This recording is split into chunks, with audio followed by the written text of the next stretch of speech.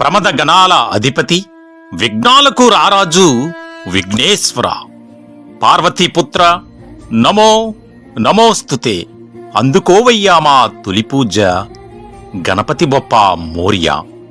Number 1 news మరియు number 1 OTT ప్రేక్షకులకు వీక్షకులకు అభిమానులకు వినాయక చవితి పర్వదిన శుభాకాంక్షలు.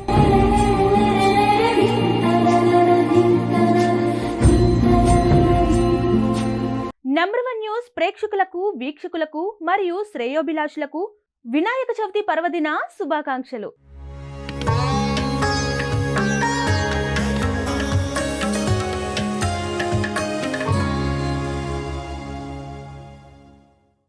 భారతదేశంలో ఎవరు ఏ కార్యక్రమం మొదలుపెట్టినా తొలుత పూజించేది ఆ వినాయకుణ్ణే. తాము చేయబోయే పనికి ఎటువంటి విఘ్నాలు కలగకుండా ఉండాలని కోరుకుంటూ భక్తులు తొలి పూజ ఆయనకు చేస్తారు. అన్ని విఘ్నాలను తొలగించే వినాయకుడు కాబట్టే అది ఏ శుభకార్యమైనా తొలి పూజ వినాయకుడే అందుకుంటాడు. హిందువుల పండుగలన్నీ వినాయక చవితి తర్వాతనే ప్రారంభమవుతుంటాయి. నేడు వినాయక చవితి సందర్భంగా నెంబర్ 1 న్యూస్ అందిస్తున్న స్పెషల్ స్టోరీ.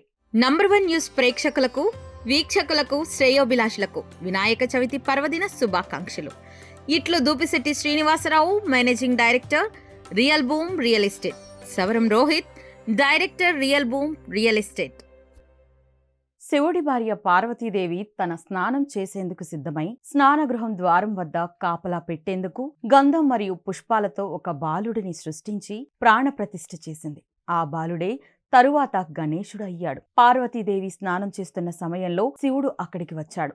గణేశుడు శివుడు గురించి తెలియకపోవడం వల్ల లోనికి వెళ్లడానికి వీల్లేదని అడ్డగించాడు. కోపగించిన శివుడు గణేశుడితో యుద్ధం చేసి బాలుడి తలను నరికివేశాడు. తరువాత పార్వతీదేవి ఈ విషయం తెలిసి తీవ్రంగా రోధించింది. తన కుమారుడు తిరిగి ప్రాణాలతో కావాలని శివుడిని కోరింది. ఎవరి తల ముందు కనబడితే దానిని తెచ్చి అతని శరీరానికి అమర్చండి. శివుడు తన ప్రమద గణాలను పిలిచి భూమి మీద ఎవరి తల ముందుగా కనబడితే ఆ తలను తీసుకురమ్మనమని ఆదేశించాడు. ప్రమద గణాలకు మొట్టమొదటిసారిగా నిద్రిస్తున్న ఏనుగు కనిపించింది. వెంటనే వారు ఏనుగు తల నరికి తీసుకువచ్చారు. అయితే ఈ ఏనుగుకు ఒక చరిత్ర ఉంది. ఐరావతం అనే ఏనుగు శాపం కారణంతో గజాసురుడుగా భూమి మీద ఏనుగు రూపంలో జన్మించాడు. శాప విమోచనం కోరుతూ శివుణ్ణి ప్రార్థించింది. శివుడు ఇచ్చిన వరం కారణంగానే గజాసురుడి తల గణేశుడికి అమర్చడం జరిగింది. అలాగే గజాసురుడి చర్మాన్ని శివుడు ధరించి గజ చర్మాంబదారుడిగా పేరుగాంచాడు. ఈ విధంగా గణేశుడు ప్రాణం పోసుకుని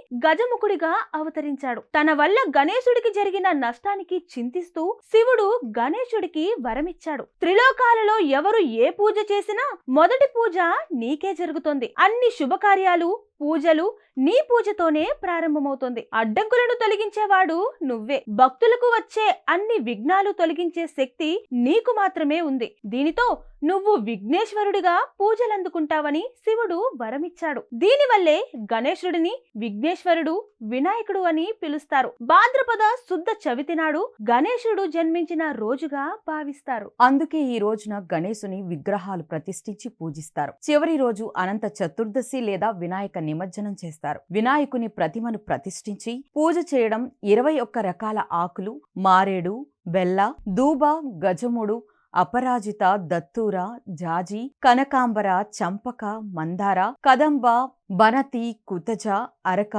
దుర్వ, నేరేడు, ఆమ్ర, గంగ్ర లాంటి పత్రితో భక్తి శ్రద్ధలతో పూజలు చేస్తారు. మోదకాలు, ఉండ్రాళ్లు నైవేద్యంగా పెట్టి పూజ తరువాత కథ విని గణపతికి నమస్కరిస్తారు. వినాయక చవితి యొక్క ముఖ్య ఉద్దేశం గణేశుడు విఘ్నాలను తొలగించే దేవుడు కాబట్టి కొత్త పనులు ప్రారంభించే ముందు ఆయనను పూజిస్తారు. ఏకత, సఖ్యత, భక్తి, పరిశుభ్రతను పెంపొందించే పండుగ ఇది. ప్రమద గణాల అధిపతి విఘ్నాలకు రారాజు విఘ్నేశ్వర పార్వతీపుత్ర నమో నమోస్తుతే అందుకోవయ్యా మా తొలి పూజ గణపతి బొప్ప మోరియా.